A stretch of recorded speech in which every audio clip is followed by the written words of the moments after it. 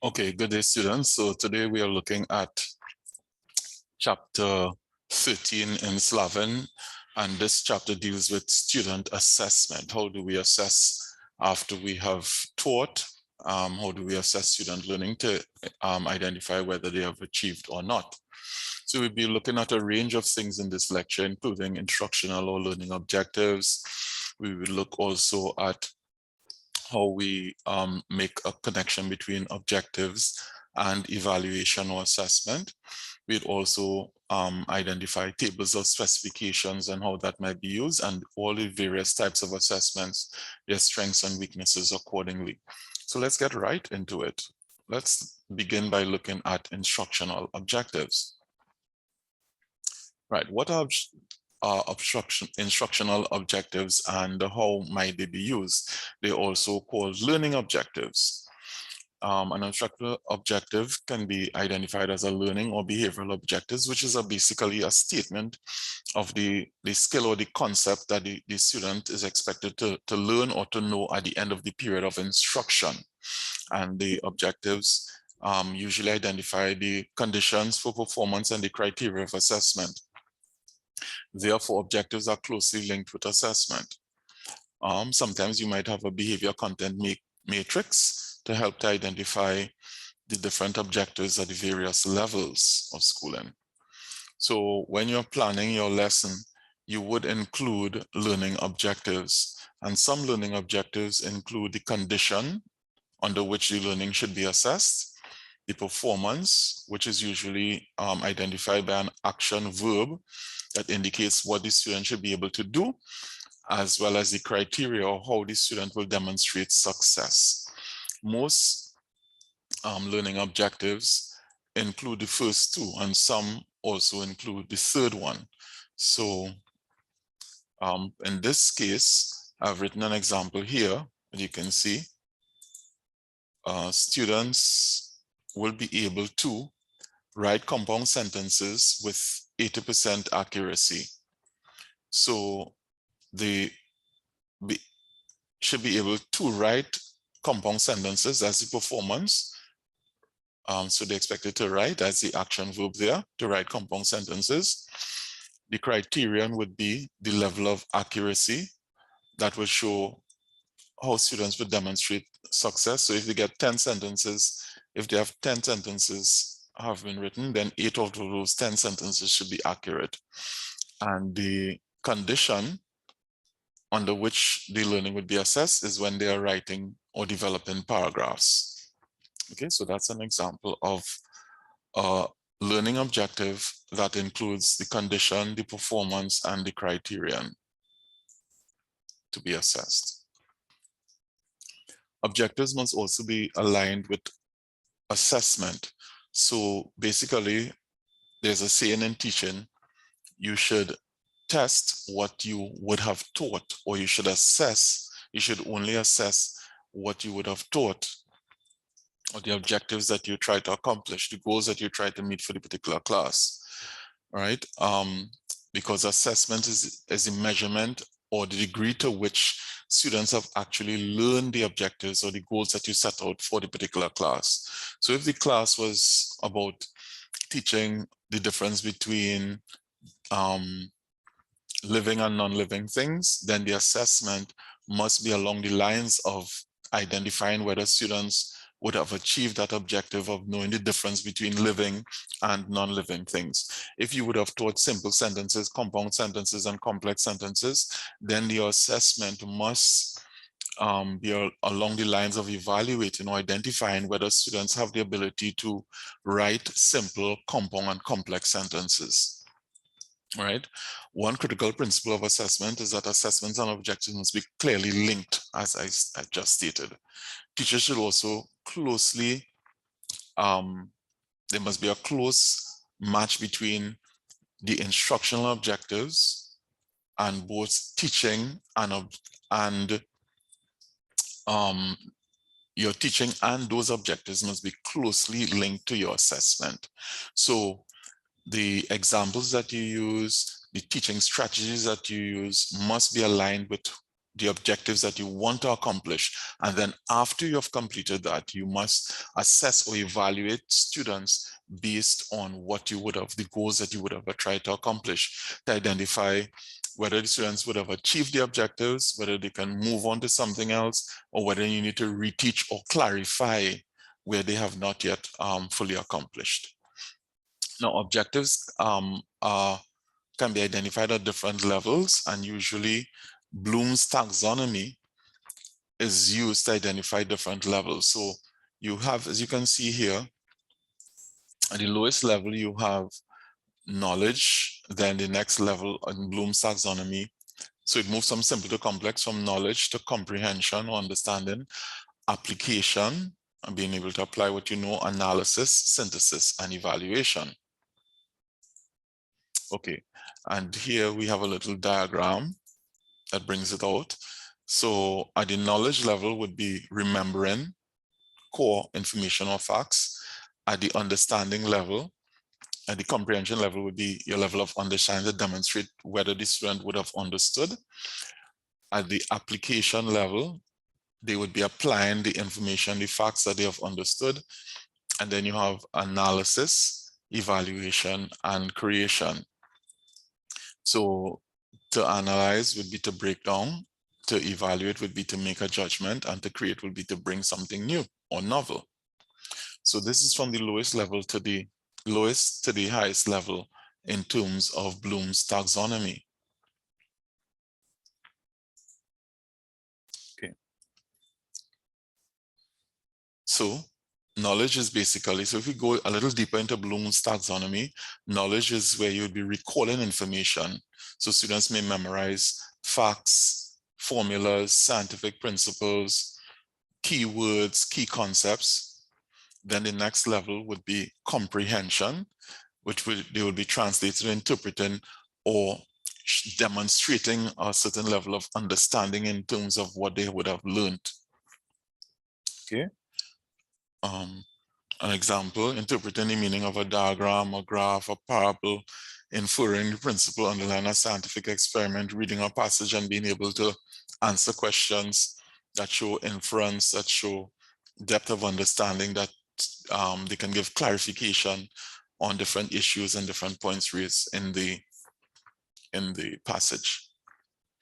Application, as I said, is where the information that would have been learned is applied to real life or novel situations. Application of principles to solve usually practical problems. So you might have taught students the basics of painting or basics of art, and you would ask them, okay, well, do a painting of a day at the beach, or a landscape, or a seascape, or an old house, or a beautiful part of nature, or some items in terms of still art. Then you move on to analysis, being able to break down complex information, being able to analyze things and to see the constituent parts of it. So that will be the analytical skills. And the third area, which will be the upper areas of Bloom's taxonomy, would be synthesis, to create something new out of, using the skills and using the information that would have been learned to create something that is unique. So students might be, after learning the basics of essay writing, whether it is narrative or argumentative writing, they may be able to sit down and create, given a topic, create an essay, create a research paper. Okay. They understand the fundamentals of baking and cake icing, and be able to create a cake and ice it and with their own flavors and their nice colors and their nice design. And then evaluation being the top level. But in recent times, there has been a switch. So evaluation, which is making judgments or evaluating whatever they are learning against a particular standard, to make an evaluation whether it has met the standard or not, making a judgment.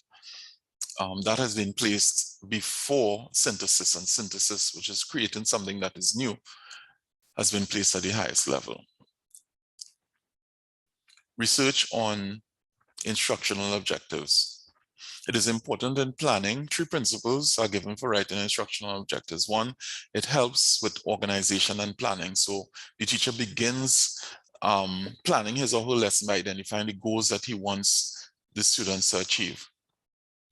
So it helps you to know what you are aiming for and what you want to accomplish by the lesson.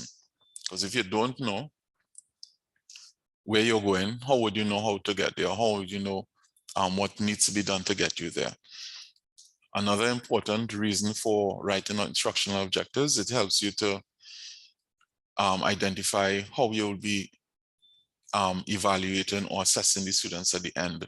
And also the third area is that instructional objectives improve student achievement, because the students would know what they need to accomplish, what the goals of the lesson will, and it gives them a very direct path towards learning outcomes. And so the students would be able to identify certain levels of achievement, personal student achievement. Why is evaluation important? 1, it gives feedback. Secondly, it gives feedback to students as well as teachers. So students will know how they're progressing, and teachers will also know how they're progressing. So students would know what they need to do to further develop their skills, and teachers would get information as to what needs to be retaught and where they need to go deeper, where they need to clarify, where they need to give help, where they need to enhance the lesson. It's also information for parents as to how their students are going. It can guide in selection and certification if you have to go into certain areas, and those who have met the criteria to get certain certificates. It is important for assessing accountability. It's good data for school to assess the accountability of the teacher, accountability of programs, accountability at the different levels, accountability as regards to national or regional or international standards. And they also provide incentives for increasing student support. So student effort.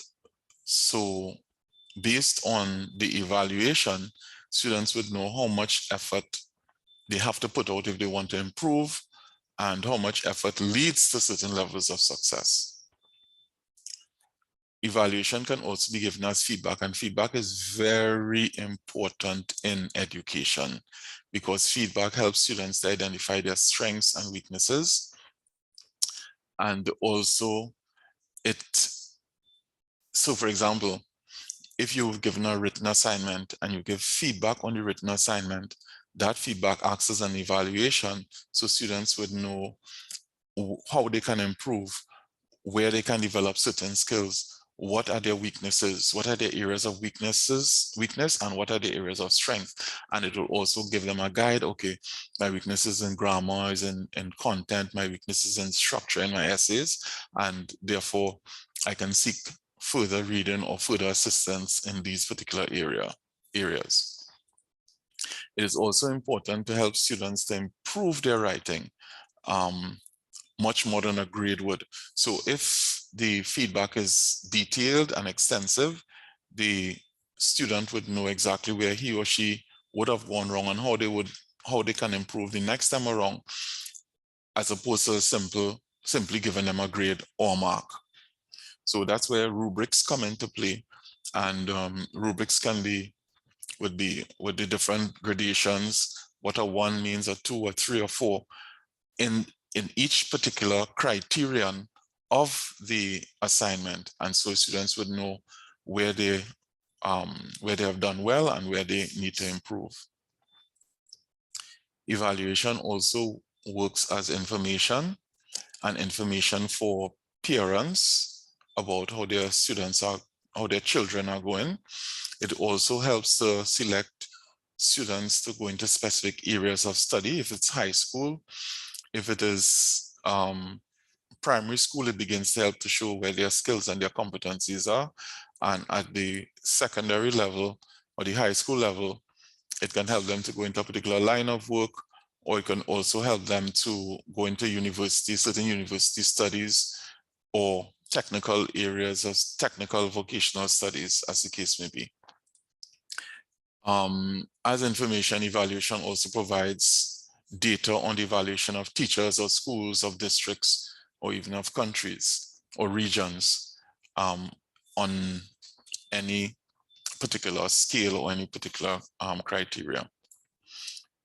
Evaluation can also act as incentives. As you see, I have a trophy highlighted there, but the incentives can be to motivate students to give of their best. You know that many schools, they have different criteria for rewards. So they have usually have a achievement day where students are given rewards for their academic and non-academic abilities on academic or non-academic achievements at the end, usually end of each school year. So students know that if they perform at a certain level, if they achieve at a certain level, they will be rewarded with gifts or with prizes or with particular awards or medals or trophies. All right. So in essence, the high grades would get particular prizes and stars, so they're rewarded for their good work. Parents also value these grades, so students look forward to the opportunity where they can impress their parents in their good work, and they know that their parents are looking forward to them performing well at school. Some high schools also value grades because they're important for getting their students into selected the best colleges or best college programs. Okay, so what are the different ways that we can evaluate student learning? We can use formative evaluation, summative evaluation, norm reference evaluation, or criterion reference evaluation. So it depends on the purpose of the evaluation will determine which one that you want to use. So for example, the two broadest categories of evaluation would be formative and summative evaluation that teachers would use in their classrooms on a regular basis. The formative evaluation is the informal type of evaluation that the teacher would use on a day-to-day basis to assess whether the student is achieving or understanding what is being done. Formative is more or less takes a more diagnostic mode where the teacher give tests or kinds of assessment of what the student is doing his or her seat work to discover their strengths or their weaknesses and whether or not they need particular kinds of assessment or the pace at which the teaching is taking place, if it is too slow or too fast for certain students.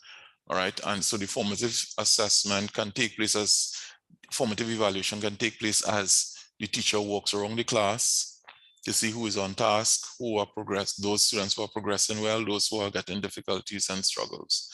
The summative assessment, on the other hand, is a more formal type of assessment that will occur at the end of an instructional unit.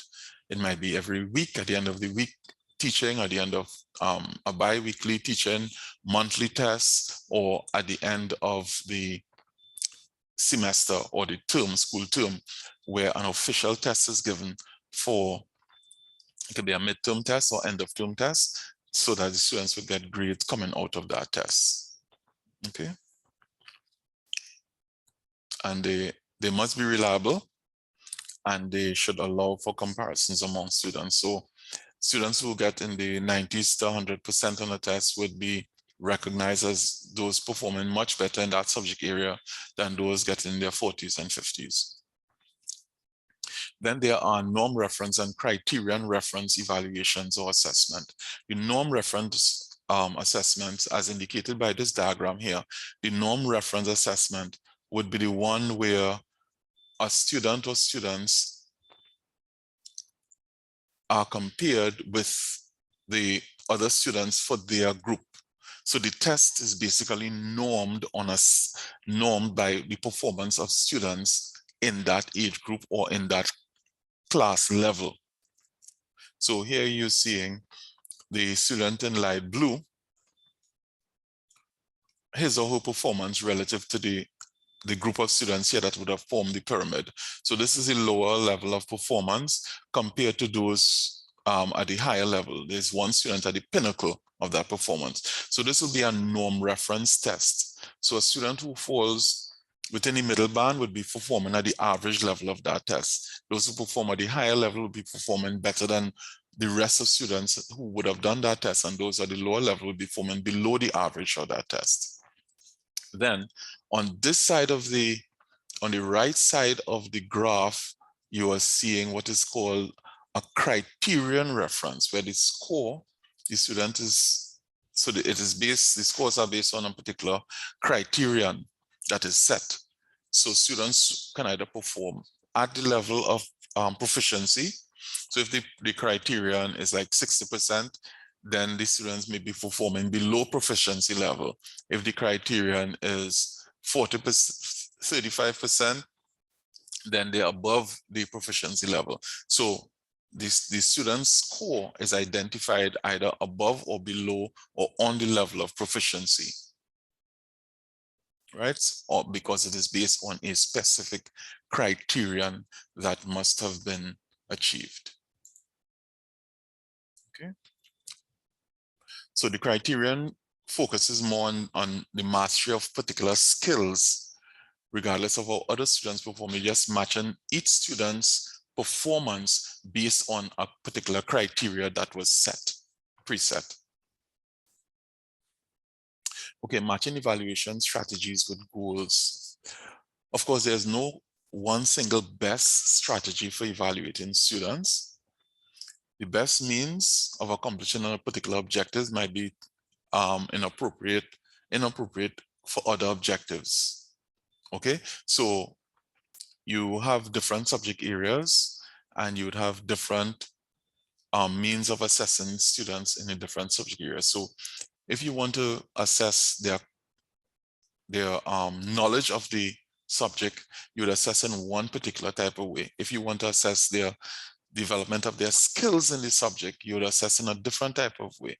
If you want to assess their creativity or their critical thinking skills in this particular subject, you have to assess in another mode of assessment. Right, at minimum, there are two types of evaluation that should be used. One directed at providing incentive and feedback, and the other one at ranking individual students relative to a larger group. How are tests constructed? First and foremost, tests must be constructed using the student learning that is related to the instructional objectives. Achievement tests should be constructed based on 6 principles, and we'll talk about those principles shortly.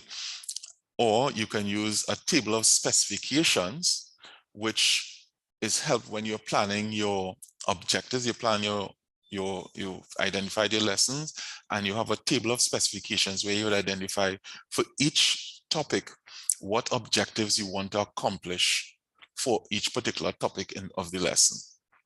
And then you would identify what aspects of that topic you are going to assess and how you would, and what means you would go by assessing it, whether you'd use multiple choice, true, false, completion, matching, short essays, or problem solving questions. So the 6 principles of achievement testing. One, it must measure achievement tests must measure clearly defined learning objectives. 2, they must measure a representative sample of the learning tasks that were included in an instruction. So all the learning tasks that you have identified, a sampling of each of those learning tasks must be assessed on an achievement test. Okay, the test must include types of items that are most appropriate, as I identified before, for measuring the desired outcomes. So if you want to measure critical thinking, you must have test items to identify critical thinking, because that is one of the learning outcomes of the course. If you want to measure their understanding of concepts or their knowledge of concepts or the knowledge of facts pertaining to the course, then the items must be linked to testing that. Okay, the achievement test must fit its particular use that you're going to make up with the results, whether it is a criterion or norm reference test. 5, the test must be as reliable as possible. So reliability means that if the test is given on a Monday and the student gets 1 score, a similar test or a parallel test given on a Wednesday, the student must get a similar score. So that means the test is reliable because the scores that students get over time, there's little variation. An achievement test should also help with improving learning. So once a student does an achievement test and they have identified the different criteria that are being assessed, they must give them an opportunity to improve and to learn through that, whether they, especially those who would have scored a little lower on an achievement test. Table of specifications, how do we use those? Achievement tests should measure well-specified objectives. So your objectives must be clear, right? So the first step in test development is to decide which concepts that the tests are going to evaluate. And after you've identified which concepts you're going to assess, you go to your table of specification, and that will list the various objectives and the different levels of understanding that they are going to be assessed. So let's take an example. So you're teaching a science topic and you're teaching a topic on the water cycle. And the water cycle has different parts, where the water would be falling down as rain, then it would go into rivers, the rivers lead to seas, and different means by which the water would return to the atmosphere via water vapor and taken up into the clouds and so on. So you might decide you want students to, one of the things that you want to measure is how the water returns to the atmosphere. What are the different means, different ways that water is returned to the atmosphere? Through expiration of leaves, through expiration of plants, through the use of the sun hitting bodies of water and the water being transformed from liquid state to a gaseous state and in form of water vapor and return to the atmosphere. So the questions that you have, you want to show a level of application, level of analysis on your table of specifications. So in analysis, they must be able to break down the content and understand how the water turns from its liquid state and how it returns, how it is turned into water vapor into the atmosphere before it goes back. So the table of specification will help you to identify that, because you would have different objectives based on Bloom's taxonomy that we had covered before. Evaluation of a table of specification, right? So you must check to identify whether the items emphasize the concepts that you want to, that you'll be teaching on a day-to-day basis, and whether the important areas or objectives have been covered. Make sure none are overlooked or underemphasized. Also, make sure that you cover all levels of instructional objectives included in the lesson, and identify whether the language of the items correspond to the language and reading level of the lessons. So you cannot ask questions based on the table of specifications and the level of the questioning is much higher than the level of the students' reading ability or the levels at which the lessons were taught. Okay. You also have to identify that whether the instructions are clear, so that the students are very clear in terms of what they are required to do, and also that there's a balance between the amount of time that each item is given, so that students can read the item, analyze it, know what is required, and give a reasonable response. Table of specification can also have model answers. So if you have given an essay question, you can identify a model answer and you identify the main points that you want to have, that students should have in the lesson, so you could compare and contrast, and multiple teachers can use the same table of specifications, so judgment can be done across grade level, across a particular grade level, with different teachers teaching the same content. And then you also want to judge the weighting of each item to reflect the value among other items. So if students must have 15% knowledge, 25% analysis, 30% application, and 40% synthesis or creativity, then the questions, the weighting of each question must carry marks that is linked to that on the table of specification, to those areas on the table of specifications. Writing selected response items. Now, selected response items are items that can either be marked as correct or incorrect when students select a response. And these would fall into the category of either multiple choice items, true false items, or matching items. Okay, so the answers are placed on the test, and it is the student's responsibility to read the questions and choose the correct answer. It might be checking a box, matching table, doing a multiple choice, or selecting the correct object. Right, so these are just some examples of select response items that can be placed on a test. Then you may have essay type questions. So you're going to have short essay type questions where they just testing a few concepts, or you want students to elaborate on a concept or two, or a topic or two that they would have covered. And these are usually about 100 to 150 words. Or you might have longer essay type questions where that require more analysis and more application and more creativity and more organization and development of their ideas. The different length and the methods available to write and score them would be similar.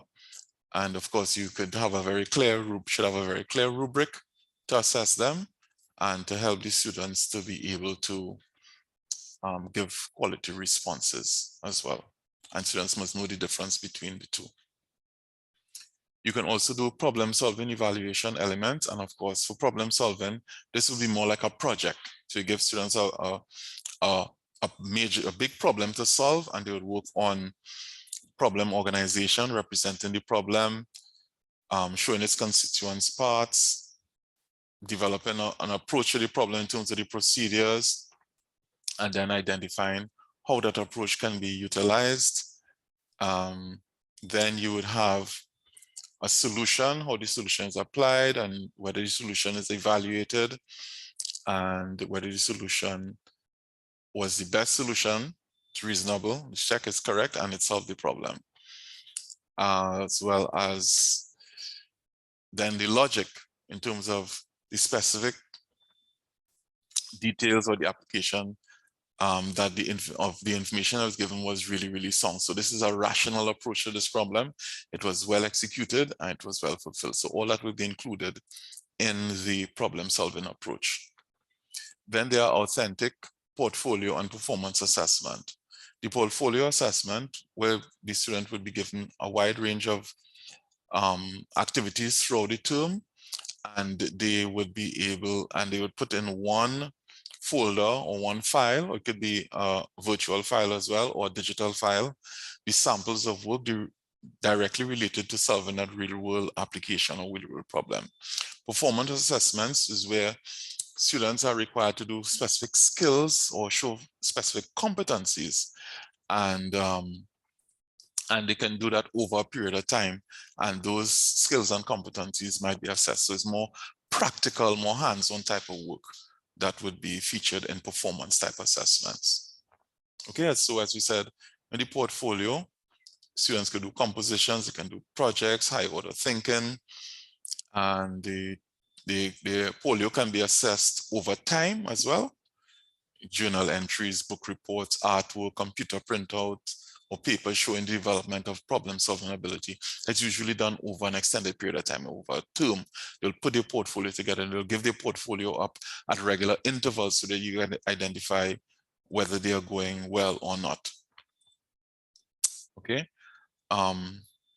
Then you have performance assessment, where individuals can be rated on the different skills that you want them to develop over a particular time, or different competencies. So it's less in terms of a paper pencil test. It's more to identify whether they have met certain criteria, they have developed certain skills and competencies like lab work,